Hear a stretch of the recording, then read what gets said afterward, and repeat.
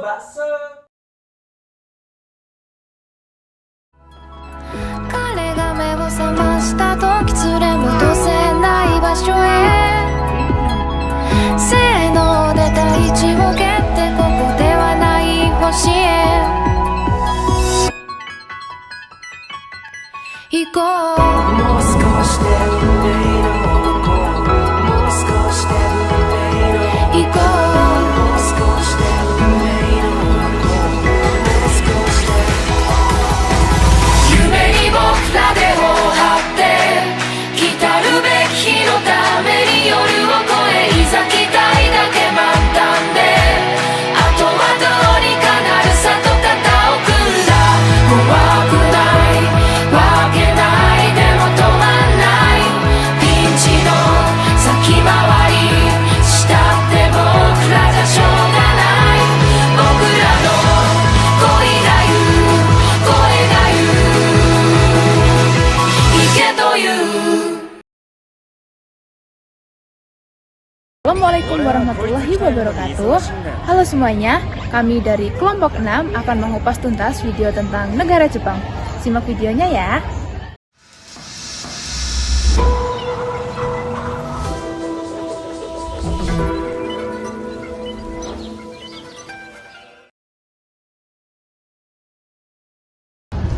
Definisi negara menurut Profesor Dr. Miriam Budiarjo, seorang ahli ilmu politik, menyatakan bahwa negara adalah suatu organisasi di wilayah tertentu yang memiliki kekuasaan tertinggi dan ditaati oleh masyarakat.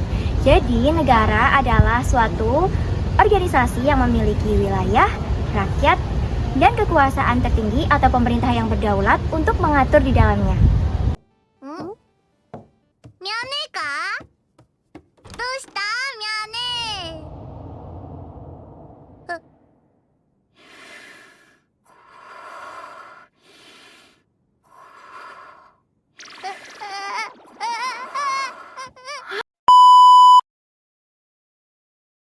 Jepang merupakan salah satu negara dengan peradaban tertua yang ada di dunia.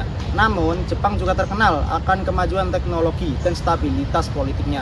Pada ketatanegaraan, Jepang memiliki fondasi yang kuat. Jepang bisa menggabungkan tradisi kekaisaran yang kuno dengan sistem demokrasi modern pasca Perang Dunia Kedua. The enemy's last desperate gesture was reduced to kamikaze raids on a fleet that had come to stay.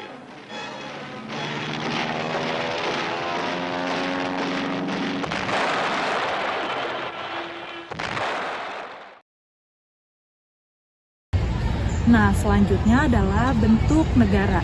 Jadi, negara Jepang merupakan bentuk negaranya adalah negara kesatuan, yang mana negara kesatuan ini pemerintahan pusat memegang penuh atas kedaulatan, sedangkan pemerintahan daerah hanya menjalankan sebagian wewenangnya saja.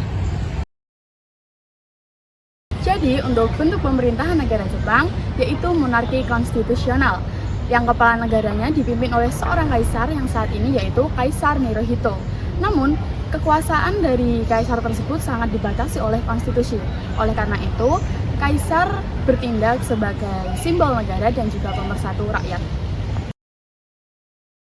Nah, untuk sistem pemerintahan negara Jepang sendiri, negara Jepang mengalami sistem parlementer, yang dimana di sini Perdana Menteri berperan langsung sebagai kepala pemerintahan yang memegang kekuasaan eksekutif. Nah, Perdana Menteri ini dipilih langsung oleh anggota parlemen yang bertanggung jawab langsung kepada parlemen. Demokrasi di Jepang menganut prinsip res politika atau pembagian kekuasaan dijalankan oleh 3 pilar utama. Pertama, ada kekuasaan eksekutif. Kekuasaan eksekutif dipegang oleh kabinet dan dikepalai oleh Perdana Menteri. Tugas mereka adalah menjalankan roda pemerintahan dan kebijakan negara sehari-hari. Kedua, ada kekuasaan legislatif. Kekuasaan legislatif dipegang oleh Parlemen Jepang atau Diet Nasional yang bisa disebut dengan Kokai. Lalu tugas mereka adalah membuat undang-undang. Ketiga, ada kekuasaan yudikatif. Kekuasaan yudikatif dipegang oleh Mahkamah Agung atau bisa disebut dengan Saiko Saibansho dan pengadilan di bawahnya. Lalu tugas mereka adalah menjaga supremasi hukum dan menguji undang-undang apakah sudah sesuai konstitusi atau belum. Nah, selanjutnya dalam sistem pemilihan negara Jepang tuh nanti rakyat memilih berdasarkan dari majelis rendah maupun majelis yang tinggi. Nah, nanti sistem pemilihan itu bagaimana? Jadi di Jepang tuh ada dua sistem yang disebut sebagai sistem pemilihan campuran. Pertama, rakyat Jepang tuh memilih calon individu di setiap dapil. Nah, nanti yang kedua baru masyarakat Jepang tuh memilih untuk partai politik untuk tingkat regional. Nah, selanjutnya nanti anggota-anggota yang terpilih baru You'll never make me, because the world will never take my heart. Go and try, you'll never